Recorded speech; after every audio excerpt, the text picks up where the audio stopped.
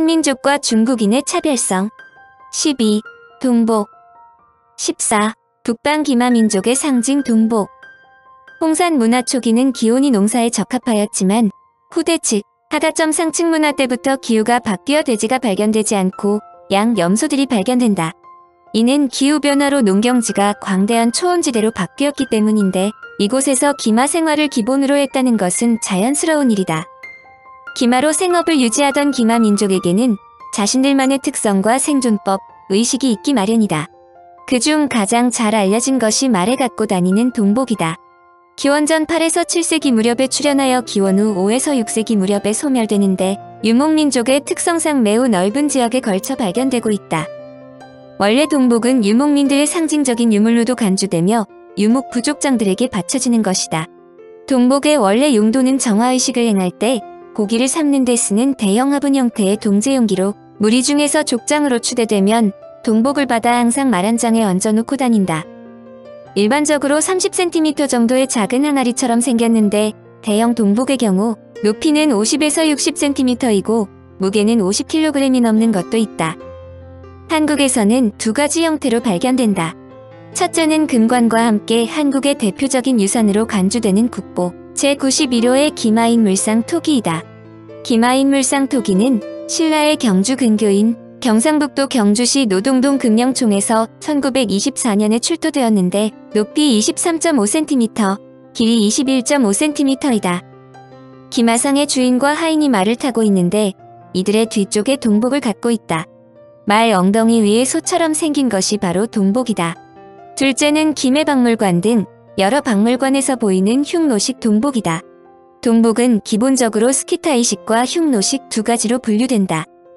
스키타이식 동복은 반구형 기체의 둥근 손잡이가 한 쌍 달려있고 손잡이에 작은 돌기가 있는 것이 특징이다.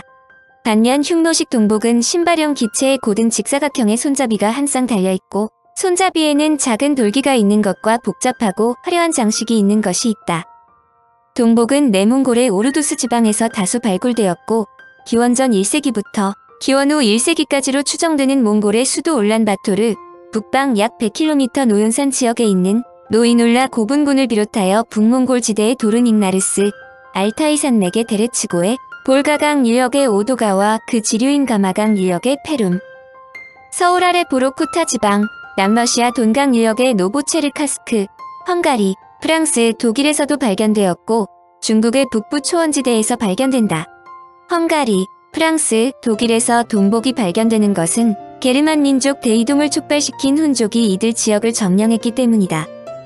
훈족들은 동복을 말 엉덩이 위에 싣고 다녔는데 신라의 경주 근교 경상북도 경주시 노동동 금령총에서 1924년에 출토된 기마인물형 토기에서 발견된 두 개의 점토상에도 기마상 주인공이 동복을 말 뒤에 싣고 있다. 한국에서 출토된 유물 중에서 금관과 함께 대표적 상징품으로 가장 잘 알려진 기마인물상 토기는 일반적으로 술이나 물 등 액체를 담는 용도로 설명되고 있다. 가야지방의 무덤에서 술잔 등 수많은 일상용 토기가 발견되므로 기마인물형 토기도 같은 용도라는 것이다. 반면에 김월룡은 말 궁둥이에 있는 것은 솥이 아니라 등잔형 주입구라고 설명했고 김태식은 신라 지증왕 3년 순장 제도를 금지하자 사람과 말을 순장하는 대신에 명기를 부장한 증거라고 적었다. 명기란 장사 지낼 때 시신과 함께 묻기 위해 따로 만든 것으로 지증왕 때부터 순장에 예가 나타나지 않는다는 것을 그 예로 들었다. 반면에 존 카터 코벨은 기마인물상 토기에 대해 매우 주목할 만한 의견을 제시했다. 그녀는 상류층 사람들의 무덤에서 나온 부장품들로 술잔과 함께 말 모양 토기들이 많이 발견된다는 점에 주목했다. 기마인물형 토기에서 가장 두드러진 것은 말 앞가슴에 나 있는 주둥이의 위치이다. 말 잔등에 있는 배구로 액체를 부어 넣은 후 말 앞가슴의 주둥이로 액체가 흘러나오게 된다. 말의 꼬리가 부자연스런 각도로 뻗쳐 있는 것으로 보아 이 부분이 손잡이로 조정된 것이 분명하다고 주장했다. 코벨은 시베리아의 무속에서 말을 제물로 바쳐 죽인 뒤 의뢰의 하나로 그 피를 받아 마시는 과정이 있다고 적었다. 코벨은 말 모양의 토기가 가야와 신라 두 지역에서 함께 발견되는 이유를 기마민족의 유입으로 설명하면서 토기 내부를 화학적으로 분석한다면 피해 흔적이 발견될지 모른다고 추측했다. 특이한 형태의 기마인물상 토기의 용도가 일반적으로 알려진 술병 등의 역할이 아니라 고대의 무속 의례에서 희생된 말의 피를 담는 그릇이라면 여하튼 가야 지역에 살고 있던 한 민족이 흉노와 친연성을 갖고 있다는 것을 암시한다. 베렌트와 슈미트 박사는 더불어 이들 소치말 탄 사람의 등에 끈으로 연결되어 있는데 기마상 주인공의 복장과 삼각모가 전형적인 유목민이 사용하는 형식이며 안장과 등잔은 훈족이 사용하던 유물과 똑같다고 주장했다. 앞에서도 설명했지만 일반적으로 등잔은 훈족이 발명했다고 여겨진다. 이들 기마인물형 토기가 특수하다는 것은 같은 유형인 국보 제275호의 기마인물형 토기와의 차이로서도 알 수 있다. 이 토기는 출토지가 명확하지는 않지만 5세기경 가야시대로 추정한다. 전체적으로 기마인물형이지만 국보 제275호는 나팔 모양의 받침대 위에 기마인물이 올라가 있는데 이것은 받침굽이 높은 가야시대의 고배와도 모양이 유사하다. 또한 말의 엉덩이 부분에 국보 제91호처럼 동복이 올려져 있는 것이 아니라 한 쌍의 각배가 올라가 있다. 국보 275호가 두드러진 점은 말탄 무사의 복식과 마구가 국보 제91호보다 훨씬 상세하게 표현되어 있다. 무사의 투구와 갑옷, 목을 보호하기 위해 두르는 견갑, 방패, 마갑 등 무구와 마구가 매우 상세한데 결정적인 차이점은 말 앞가슴에 주둥이가 보이지 않는다는 것이다. 이것은 국보 제91호와 제275호의 용도가 결정적으로 다르다는 것을 의미한다. 동복은 족장만이 가질 수 있으므로 엄격하게 관리된다. 즉 족장이 평소에 자신의 지위를 나타내기 위해 항상 말에 휴대하고 다니는데 족장이 죽으면 무덤에 갖고 간다. 몽골의 도르릭 나르스에서 발견된 동복 내부에는 소의 등뼈가 담겨 있었으며 부장 시 동복의 입구를 비단으로 덮어 막았다. 이는 동복으로 소등 가축을 조리했으며 비단을 덮을 정도로 매우 중요하게 생각했음을 알려준다. 족장이 죽으면 그와 연계되는 사람들을 모두 초청하는데 장례 기간 동안 동복의 말 등 희생물을 끓여 초청자에게 대접한다. 동복이야말로 사자와 함께하는 도구인 것이다. 초청자들에게 동복으로 끓인 음식을 준 후 장례식 때 반드시 동복의 한 곳을 훼손한 후 매장한다. 이를 회기라고 하는데 이는 북방 기마 민족의 장례 과정에서 행해진 특별한 행위라 볼 수 있다. 매장품의 회기는 동복에만 한한 것은 아니다. 이들은 토기의 아가리 바닥 받침 등 일부를 의도적으로 떼어내거나 동검이나 청동 거울 등을 깨뜨려 그 일부를 매납하는 경우도 있다. 철기를 구부려서 부장하거나 말과 춤새 등의 흠집을 내기도 한다.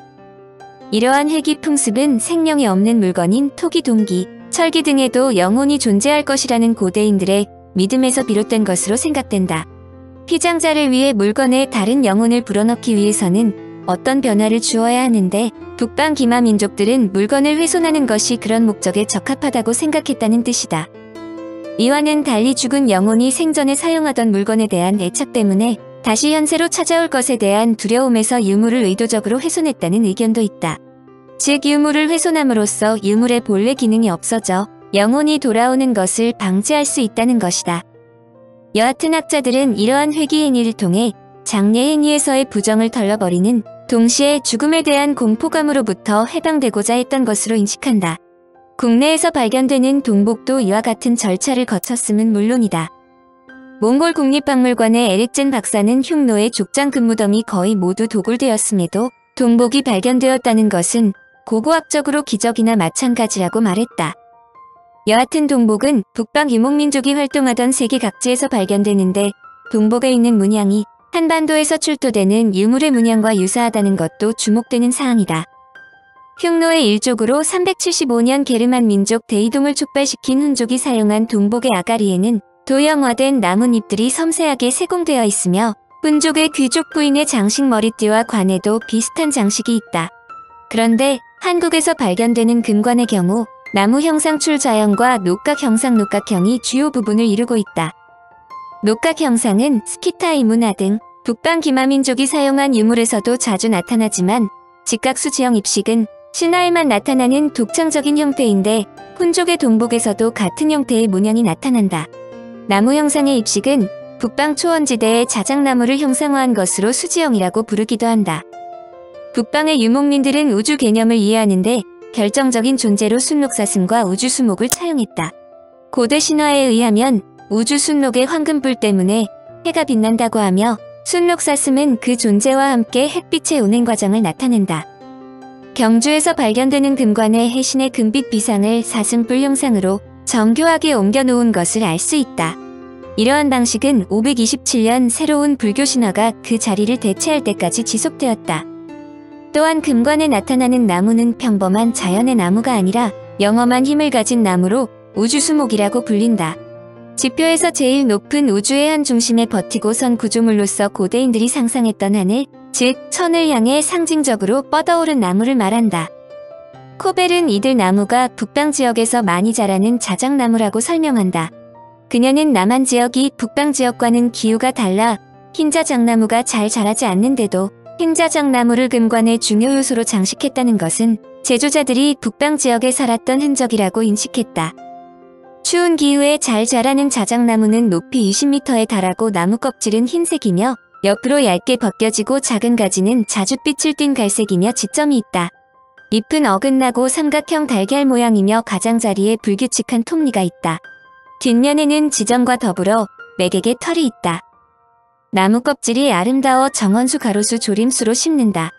목재는 가구를 만드는 데 쓰며 한방에서는 나무 껍질을 백화피라고 하여 인효 진통 해열에 쓰는데 고대인들은 눈처럼 생긴 모양의 신통력이 깃들어 있다고 매우 중요하게 생각했다. 즉 자작나무가 모든 것을 보고 있다는 것이다. 그러므로 자작나무는 매우 중요한 곳에 고의적으로 심었는데 가장 유명한 일화가 돈왕 주위에 있는 자작나무이다. 그들은 자작나무가 돈왕에서 일어나는 모든 일을 보고 있다고 설명하는데 한마디로 자작나무가 있는 데서 나쁜 짓을 하지 말라는 뜻이다. 도둑질 등은 엄두도 내지 말라는 것으로 돈왕에 있는 많은 석굴들이 지금까지도 상당 부분 보존되어 있는 것을 자작나무의 효력 때문이라고 믿기도 한다. 한국에서 발견된 동복의 숫자도 적지 않다. 평양 동대월 이정오동 1호 무덤소라리, 토성 등 낙랑고지에서 발견되며 경주 김해의 가야시대 고분인 대성동 29호분과 47호분, 양동리 235호분에서 동복이 각 한 개씩 출토되었다. 그런데 동복은 남한의 백제신라에서는 발굴되지 않았고 김해에서만 발견되었다. 또한 같은 형태의 철제품, 즉 동이 아니라 철복이 김해 양동 유적과 경주 사라리 유적에서 출토되었고 고구려의 첫 번째 수도로 알려진 오녀산성에서도 쇠소치 발굴되었다. 대성동 29호분과 양동리 235호분의 동복은 3세기 말의 것이며 대성동 47호분의 것은 후세로 추정하는데 뒤의 단면이 편볼록렌즈 형태다. 이런 형태의 동복은 중국 길림성 북부의 노아심과 흑룡 강성 남부 일대, 한국인과 강력한 연계가 있다고 추정되는 시라무렌강 연변의 오르도스 지역에서 출토된 것과 유사하다. 근래가야 신라의 지배족은 북방에서 내려왔다고 강력하게 주장되는 이유 중 하나도 우리나라의 남부 지역에서 발견된 이들 동복 때문이다.